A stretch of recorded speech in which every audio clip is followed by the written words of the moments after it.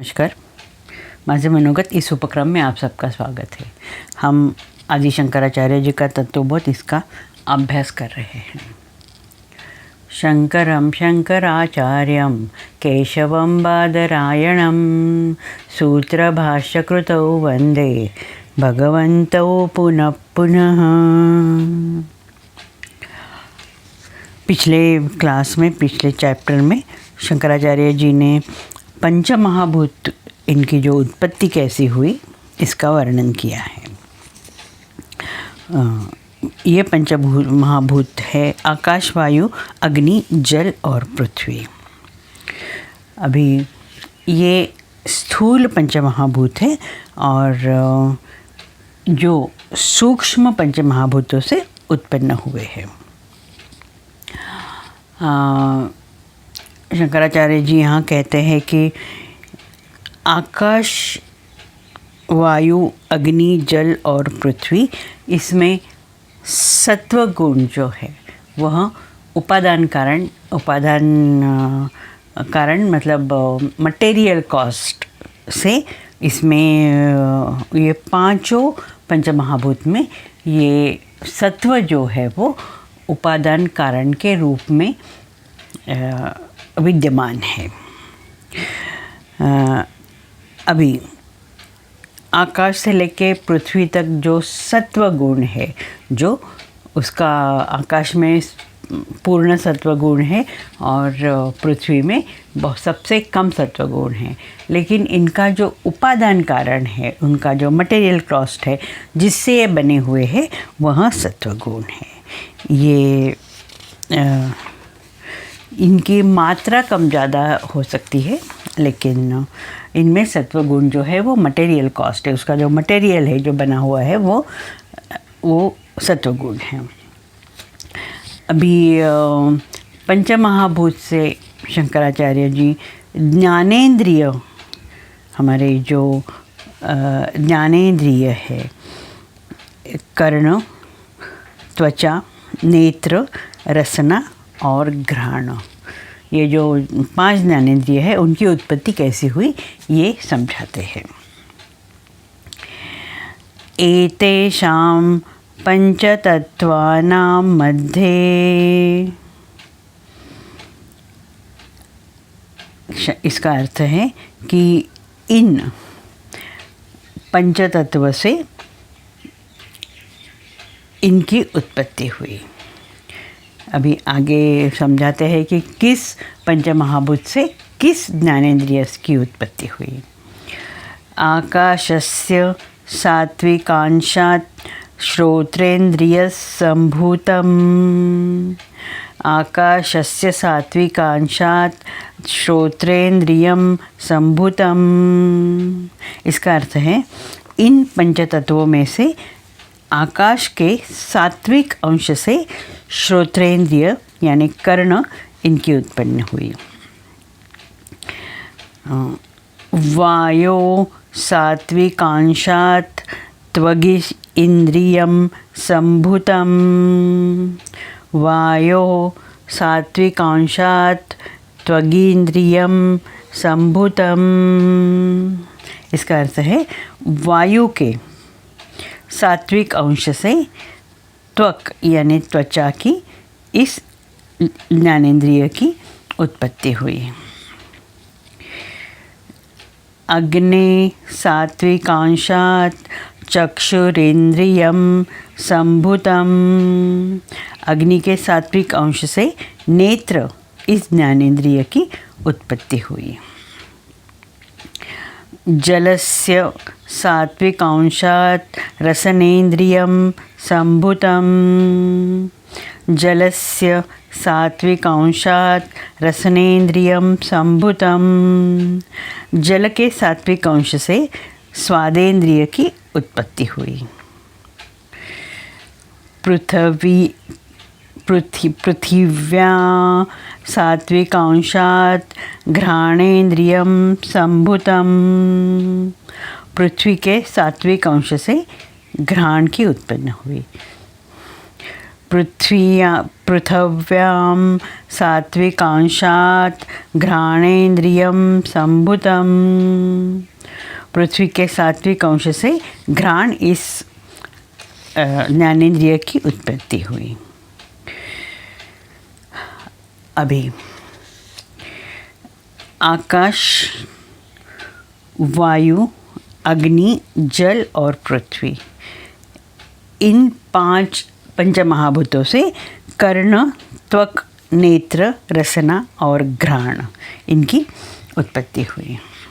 अभी हमने पहले देखा है कि आकाश, वायु, अग्नि, जल और पृथ्वी, इनकी तन्मात्राएं, मतलब इनके जो गुण है वो है शब्द, स्पर्श, रूप, रस और गंध। आकाश का शब्द है, वायु का स्पर्श है, अग्नि का रूप है, जल का रस है और पृथ्वी का गंध है। इसको तन्मात्राएं कहा है। अभी ये तन्मात्राएं वह सूक्ष्म रूप से है। हम ये सूक्ष्म तन्मात्राएं हैं, उनको हमने पहले भी देखा है कि उनको देखने से ज़्यादा उनको अनुभव करते हैं। अभी आकाश, वायु, अग्नि, जल और पृथ्वी, इन 5 पंचमहाभूतों में सत्व गुण मौजूद है। इसका मतलब वो तो उनका उपादान कारण है, उनका वो मटेरियल कॉस्ट है। वो जो ये आकाश, वायु, अग्नि, जल, पृथ्वी, ये 5 पंचमहाभूत है, वो सत्व से बने हैं। इनकी मात्रा कम ज़्यादा है। आकाश में आकाश पूरा सत्व, सात्विक अंश से बना है, और पृथ्वी जो है उनमें सत्व जो है वो कम मात्रा में है, लेकिन सबसे कम मात्रा में है। लेकिन इनका ये जो बने हुए हैं वो सत्व से बने हैं, बने ही सत्व से है। सत्व सात्विक अंश से बने हुए हैं। और जो सत्व गुण है, इनका जो लक्षण है वो हमने पहले भी देखा है। सत्व गुण का लक्षण है ज्ञान और सुख देने वाला। अभी आकाश का जो सात्विक अंश है, यहाँ शंकराचार्य जी ने कहा है कि आकाश का जो सात्विक अंश है उसका जो ज्ञानेंद्रिय है, उससे जो ज्ञानेंद्रिय है वो कर्ण है। कान जो है, सुनना जो है, वो उससे उनकी उत्पत्ति हुई, कर्ण की उत्पत्ति हुई। अभी आकाश का जो गुण है, आकाश की जो तन्मात्रा है वो शब्द है। और शब्द हम हमारे ज्ञानेंद्रियों में देखेंगे, शब्द सिर्फ और सिर्फ हम कान से सुन सकते हैं। न तो हम हाथ से शब्द सुन सकते हैं, न तो हम आँखों से शब्द सुन सकते हैं, न तो हम जिह्वा से शब्द सुन सकते हैं। शब्द जो है हम सिर्फ और सिर्फ कर्ण से सुन सकते हैं। शब्द सुनने के लिए कर्ण, इस ज्ञानेंद्रिय की ज़रूरी होती है। इसीलिए आकाश शब्द और अर्थात कान, कर्ण। आकाश शब्द और कर्ण, ये इनका जो संबंध है वो ऐसा ही होना चाहिए। आकाश, उसकी जो तन्मात्रा है जो शब्द है और शब्द जो है हम कान से सुन सकते हैं। यही तत्व हम वायु के लिए भी कह सकते हैं। और वायु का जो सात्विक अंश है उससे शंकराचार्य जी यहाँ कहते हैं, उससे त्वक यानी त्वचा जो है, हमारी जो चमड़ी जो है, उसकी उस ज्ञानेंद्रिय की उत्पत्ति हुई। अभी हम देखेंगे वायु की जो तन्मात्रा है वो स्पर्श है, और स्पर्श हम और किसी भी ज्ञानेंद्रिय से अनुभव नहीं कर सकते हैं। सिर्फ और सिर्फ त्वचा से हम वायु का हम अनुभव कर सकते हैं। इसीलिए वायु, स्पर्श और त्वचा, ये तीन जो इनका संबंध है वो ऐसा ही होना चाहिए। वायु, उसकी जो तन्मात्रा है वो है स्पर्श, और उनका जो ज्ञानेंद्रिय है वो त्वचा है। और जो वायु में तीन गुण है, सत्व है, रज है, और कुछ बहुत ही थोड़ी मात्रा में तम है। तो इसमें से रज और तम से नहीं, लेकिन जो सात्विक अंश है, वायु का सात्विक अंश है, उससे त्वचा की उत्पत्ति हुई। अग्नि के बारे में हम कह सकते हैं, अग्नि जो है, अग्नि का जो तन्मात्रा है, अग्नि की तन्मात्रा है वो है रूप।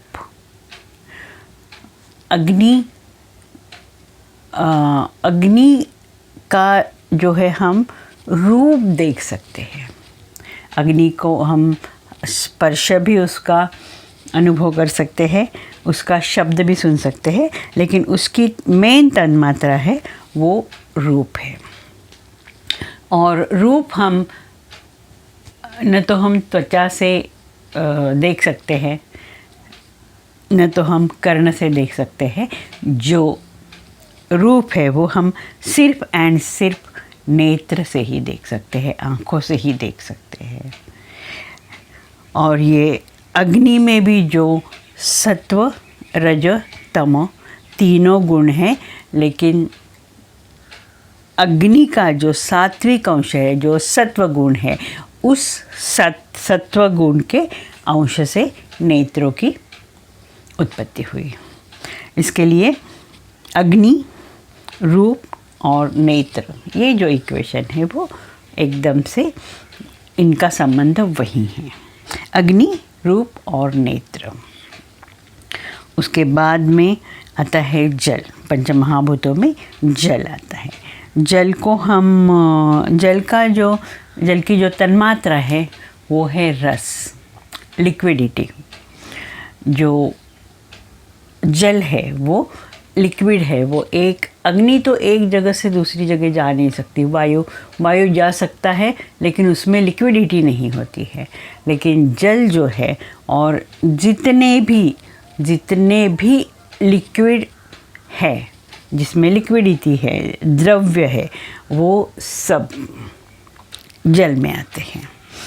इसीलिए जल रस, और जो रस है उसका जो अनुभव है, हम सिर्फ जीवा से, रसना से कर सकते हैं, हमारे जीभ से कर सकते हैं। नहीं तो हम किसी भी चीज़ का जो टेस्ट है वो हमारे जीभ के सिवा हम नहीं कर सकते हैं। कोई भी सॉलिड हम मुंह में डालें तो हम जब तक उसमें हमारा जो सलाइवा जो है वो उसमें मिक्स नहीं होता है, तब तक हम उस सॉलिड चीज़ का टेस्ट हम नहीं कर सकते। इसके लिए उसमें जल जो है, जो लिक्विडिटी है, जो द्रव जो है, वो मिक्स होना बहुत ज़रूरी है। तो ये जो जल का जो जल में भी सत्व है, रज है और तम, तीनों गुण हैं। लेकिन जल का जो सात्विक अंश है उससे रसना की इसमें रसना की उत्पत्ति हुई है। जल के सात्विक अंश से रसना की उत्पत्ति हुई है। इसीलिए जल, रस और रसना, जल, लिक्विडिटी और हमारी जीवा, इसका ये संबंध है। अभी जो पांचवा और बहुत ही सबसे स्थूल जो हमारा जो पंचमहाभूत है वो है पृथ्वी। पृथ्वी में भी सात्विक, रज और तम तीनों गुण हैं। इनकी मात्रा कम है। पृथ्वी में सबसे कम जो अंश है, वो जो गुणों का अंश है वो सत्व है, और उसके बाद में रज और तम, इन गुणों उसमें ज़्यादा, इन गुणों की मात्रा पृथ्वी में ज़्यादा है। तो लेकिन जो पृथ्वी में जो सात्विक अंश है उसमें घ्राण,